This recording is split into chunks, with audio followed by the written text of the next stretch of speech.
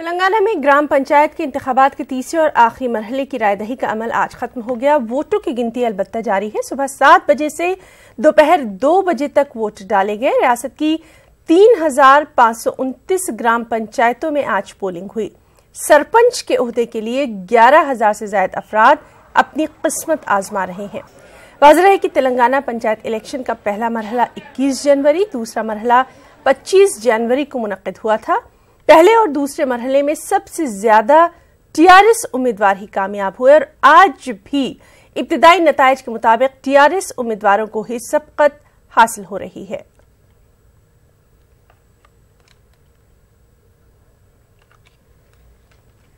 और वहीं आज पंचायत चुनाव के दौरान कुछ मुकामात पर फहरिस्त राय दहिंदगान से वोटरों के नाम गायब होने की शिकायत मिली। जिला निजामाबाद अंदलवाई मंडल के गन्नारम गांव में 600 से ज्यादा वोटरों के नाम फहरिस्त से गायब पाए गए। पोलिंग अमले ने ऐसे अफराद को वोट डालने नहीं दिया जिस पर लोगों ने पोलिंग अहदेदारों के साथ झगड़ा किया। पुलिस की इजाफी फोर्सेस की मदद से बरहम लोगों पर काबू पाया गया। मुश्तइल लोगों को कतारों में खड़ा करके शिनाख्ती कार्ड की जांच करते हुए उन्हें वोट डालने का मौका दिया गया। इंतजामिया ने वोटर लिस्ट में खामियां होने का भी एतराफ किया।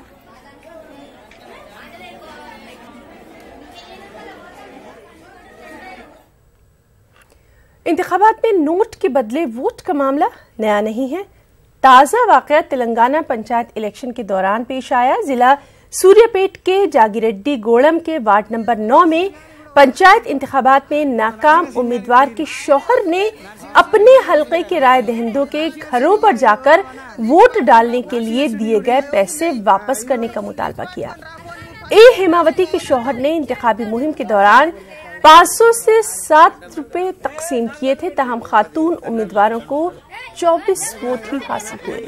इस नाकामी से बरहम होकर खातून उम्मीदवार के शौहर प्रभाकर राय दहिंदों के घरों तक पहुंच गए और दी हुई रकम वापस करने का मुतालबा किया, लेकिन जाहिर सी बात है पैसा तो गया, अब लोग कहां से वापस करेंगे।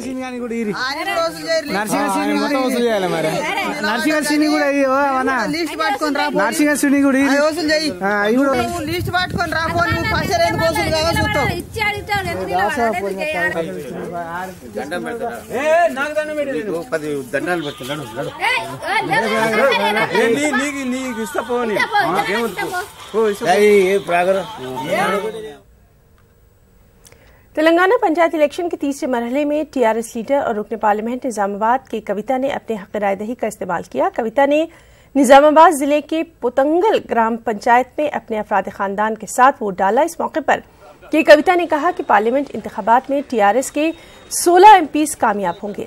पार्लियामेंट के बजट सेशन में नए सेक्रेटेरिएट की तामीर के लिए डिफेंस लैंड हासिल करने और तेलंगाना के मसाइल को ऐवान में उठाने का उन्होंने ऐलान किया। इस दौरान कविता ने मरकज के इख्तियारात में कमी की वकालत की। कविता के मुताबिक मरकजी हुकूमत को कौमी मुफाद के उमूर पर तवज्जो देनी चाहिए।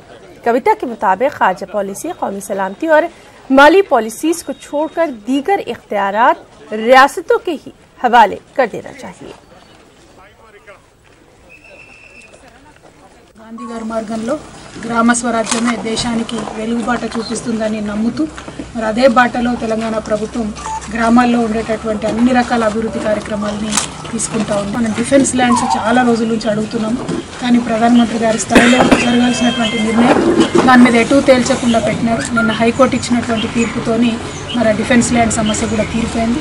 కాబట్టి రేపు ఖచ్చితంగా ఈ పార్లమెంట్ సెషన్లో మన తెలంగాణ యొక్క మంచి చిహ్నంగా రాబోయే తరాలకు నిలబడేటటువంటి ఒక సెక్రటేరియట్ నిర్మాణం కోసం డిఫెన్స్ ల్యాండ్ ఇవ్వడానికి కేంద్ర ప్రభుత్వం మీద ఎంపీలందరం కూడా పోరాటం చేస్తామని కూడా ఈ సందర్భంగా తెలియజేస్తా ఉన్నాం. చర్చల ద్వారా కావచ్చు, పోరాటాల ద్వారా కావచ్చు, అవసరమైనటువంటి అన్ని ప్రజాస్వామ్య పద్ధతుల్లో తెలంగాణ ప్రజల హక్కులు కాపాడడానికి పోరాటం చేస్తామని కూడా తెలియజేస్తాం.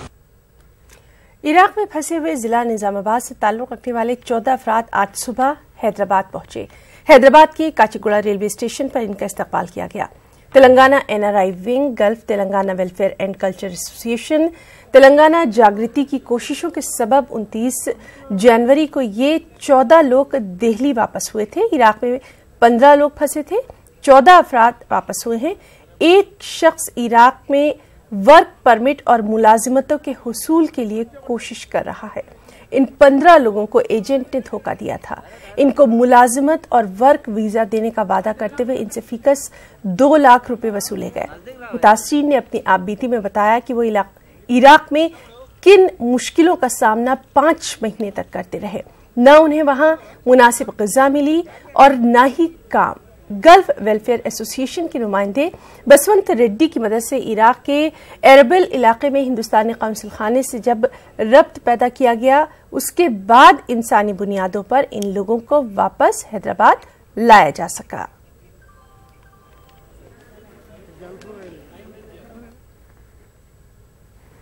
तेलंगाना के चीफ सेक्रेटरी एस.के. जोशी ने बताया कि हुकूमत किसानों की फलाह बहबूद और ज़राअत को फायदा पहुंचाने के इक़दाम कर रही है। उन्होंने हैदराबाद में नाबार्ड स्टेट क्रेडिट सेमिनार से खिताब करते हुए ये बात कही। Development of the state we now request doctor Shailendra. Agriculture, that is primary sector per se, contributes about 18.2% of the GSDP, and 65% population depends on that. So there is a inequities in terms of sectors. Service sectors gives lot of input but provides support to very limited number of people. So agriculture sector is iniquitous. There is a special iniquity also. I am confining my discussion to Telangana. So certain districts, their income levels are high, they are more progressive. So both sectoral and special inequities are there in this sector. बाबा कौम महात्मा गांधी की 71वीं बरसी के मौके पर Telangana assembly के speaker और council के chairman ने महात्मा गांधी को खराज अकीदत पेश किया। असेंबली के अहाते में वाक़े मुजस्समे गांधी पर असेंबली स्पीकर पोचाराम श्रीनिवास रेड्डी और काउंसिल के चेयरमैन स्वामी गौड़ और दीगर ने खराज अकीदत पेश किया।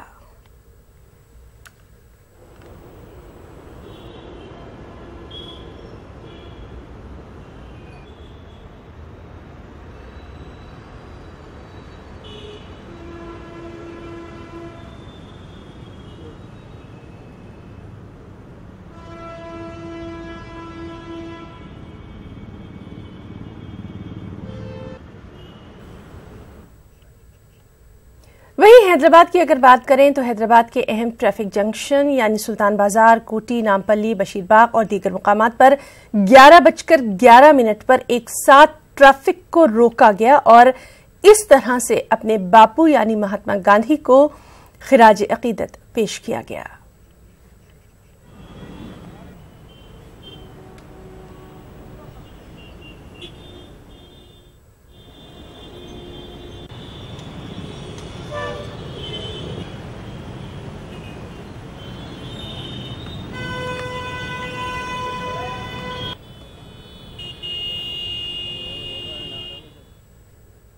वहीं मुख्तलिफ पार्टियों के लीडरों ने भी बाबा कौम को खराज अकीदत पेश किया। लंगर हाउस में वाक़ बापू घाट पहुंचकर लीडरों ने गुलहाए अकीदत पेश किए। वज़ीर दाखिला Mohammad Mahmood Ali, chief secretary S K. Joshi, साबिक मरकजी वजीर बंडारू दत्तात्रेय, मेयर GHMC राम मोहन और दीगर ने गांधी जी को खराज पेश किया।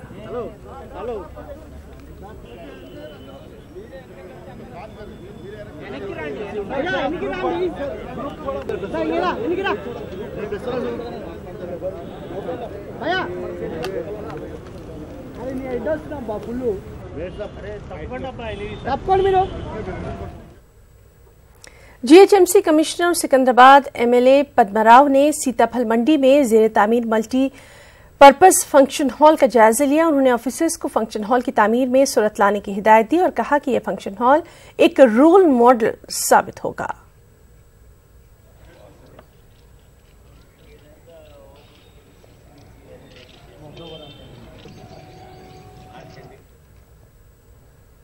और चलिए अब बात करेंगे ज़हीन बच्चों की। जी हां, दुनिया में ऐसे भी बच्चे हैं जो कि बचपन से ही बेपनाह सलाहियतों के मालिक होते हैं और ऐसे ही बच्चे हैं हैदराबाद से ताल्लुक रखने वाले नैना जायसवाल और उनके भाई ऑगस्तिया जायसवाल। हम आपको दिखाते हैं दोनों भाई बहन पर मबनी ये खास report.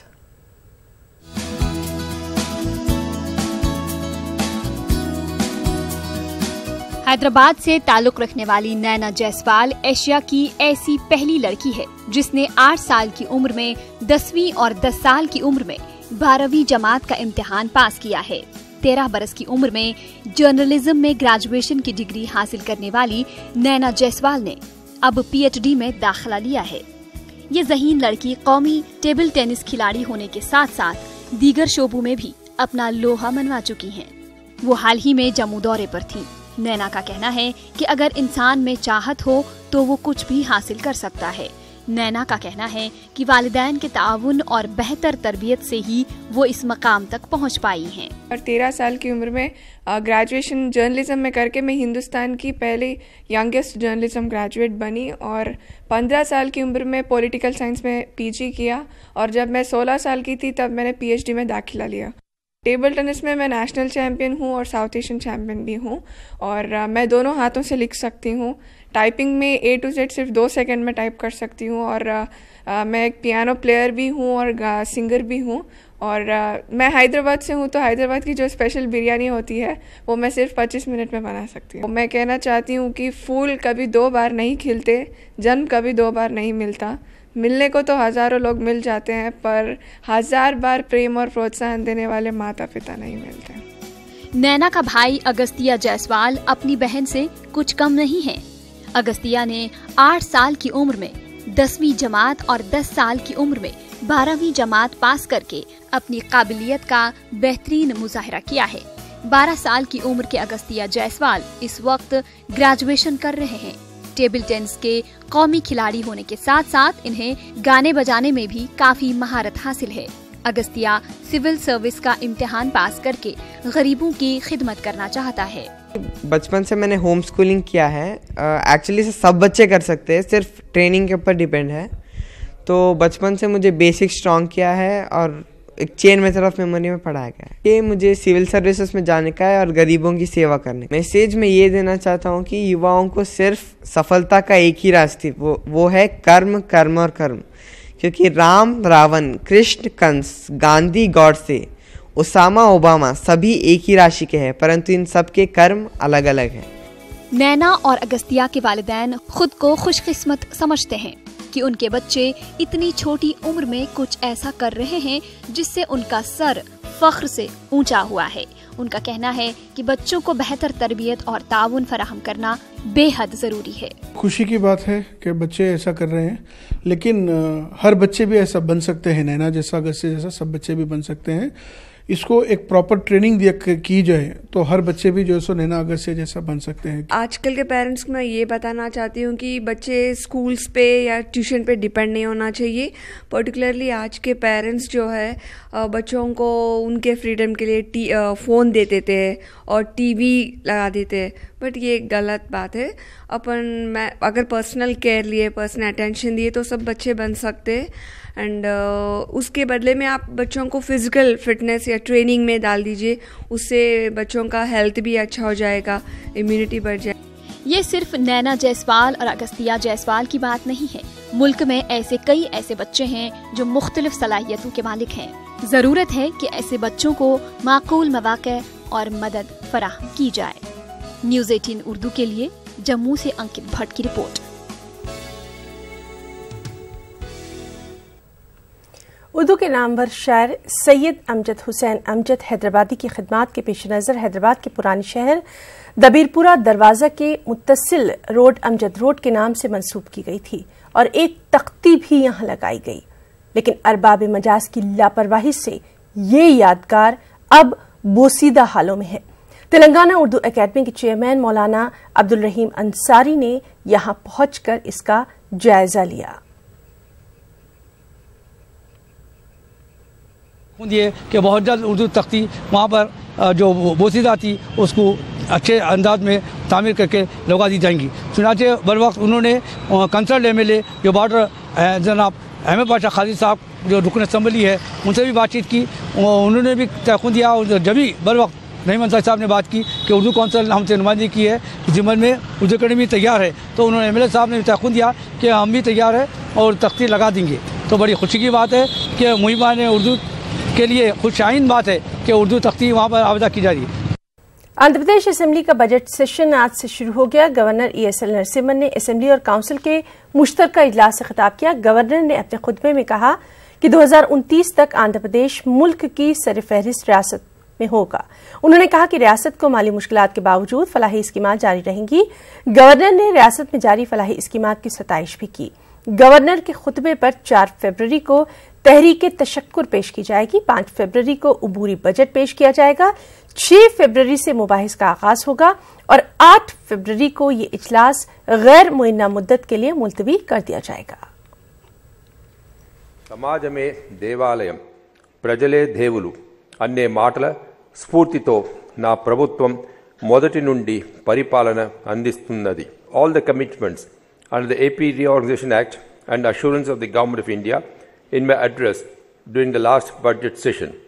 But many of these assurances remain unfulfilled even after 4.5 years. Many requests have been made by the state to the Union Government for financial and infrastructural handholding to bring out the infant state to a level playing field with its neighbouring states.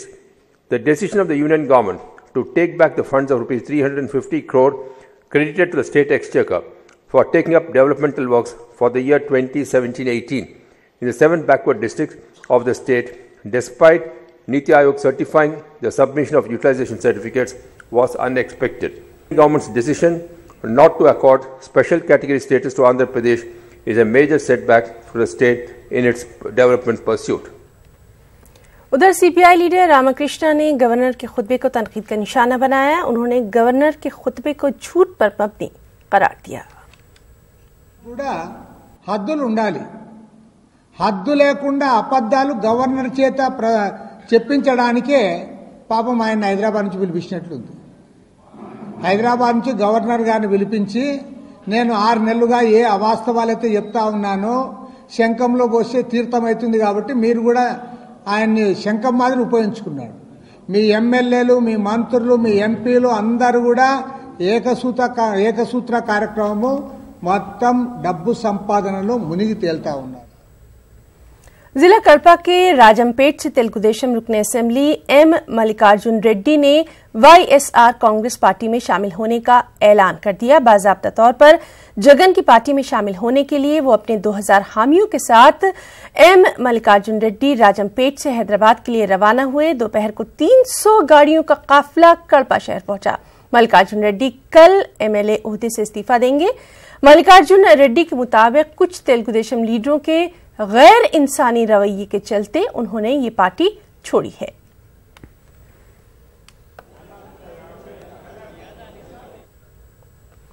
आज से आंध्र प्रदेश में register की जाने वाली नई गाड़ियों को AP 39 series से नंबर दिए जाएंगे। एक रियासत एक सीरीज के नाम से ये नया निजाम वजीर ट्रांसपोर्ट अच्चयन नायडू ने लॉन्च किया। रियासत के तमाम RTO दफातर में इस निजाम पर अमल दरामद शुरू हो गया है।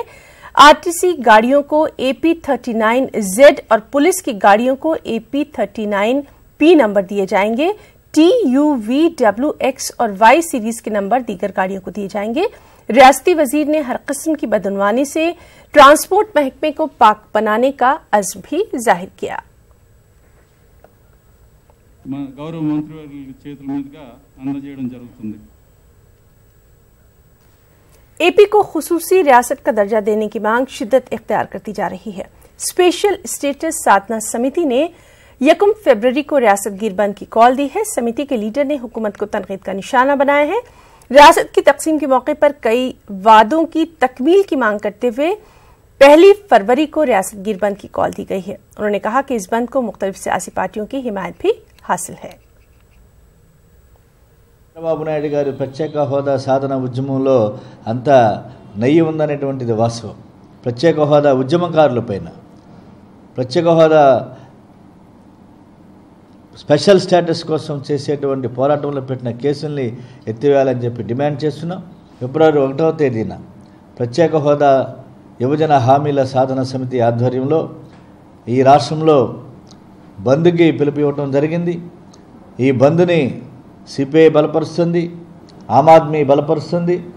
ఈ బంద్లో ప్రజలందరూ కూడా పాల్గొవలసిందిగా విజ్ఞప్తి చేస్తూ जिला गुंटूर में एक 7 साला बच्ची की इस्मत रेजी का वाकया सामने आया। मकामी लोगों ने इस पर सख्त बरहमी का इजहार किया। पल्लवी जंक्शन पर एहतजाज किया गया। वज़ीर आला चंद बाबू नायडू ने इस वाकये पर अफसोस का इजहार किया और मुतासरा का मुकम्मल इलाज करने और मुआवजा देने का भी उन्होंने ऐलान किया।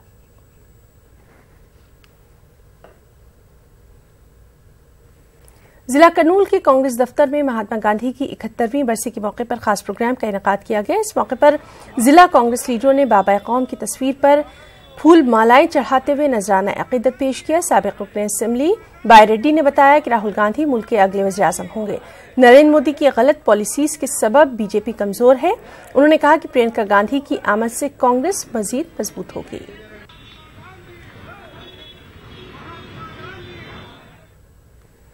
कर्नूल के उस्मानिया डिग्री कॉलेज में एनएसएस और एनसीसी तलबा की जानिब से ब्लड डोनेशन कैंप का इनेकाद किया गया। इस मौके पर 50 से ज्यादा तलबा ने खून का अतिया दिया। करस्पॉन्डेंट उस्मानिया ग्रुप अजरा जावेद ने तलबा की सताइश की और कहा कि खून का अतिया देने से कीमती जानें बचाई जा सकती हैं और इसके जरिए फिरका परस्ती की दीवारों को भी तोड़ा जा सकता है।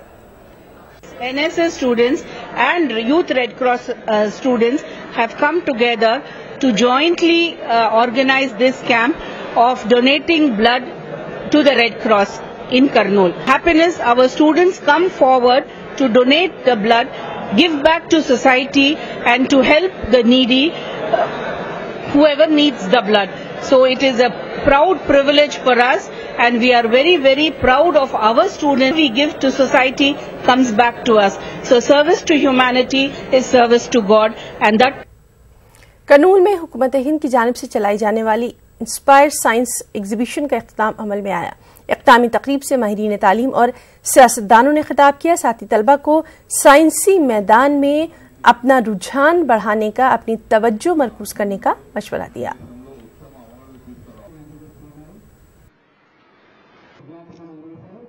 400 children has participated exhibition and Government of India, state government is encouraging for innovative inspiration children को अवार्ड्स देते, सेलेक्ट करते, पैसा देते, एक बच्चा को 10,000 रुपए दिया है। To make it a scientific way, they should present it, some item, any item, whichever they like it.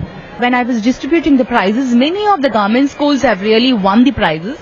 So here we can understand one thing, even the government schools are really doing very well. And majority of the students who are studying in the government school also have a lot of talent here. जिला अनंतपुर कदरी में सब registrar Nasir को मुअत्तल कर दिया गया। Records देखे बगैर सरकारी जमीनों का रजिस्ट्रेशन करने का इल्जाम है। जवाबित की खिलाफ वर्जी करते हुए जमीनों का रजिस्ट्रेशन करने की शिकायत पर एंटी करप्शन ब्यूरो ने कार्रवाई की है। सब रजिस्ट्रार नासिर के कब्जे से 5.5 लाख रुपए जब्त किए गए। बताया जाता है कि कुछ अर्सा पहले सब रजिस्ट्रार और एक ओहदेदार को तहवील में लेकर एसीबी ने पूछताछ की थी, लेकिन सब रजिस्ट्रार मुबैना तौर पर अपनी हरकत से बाज नहीं आए।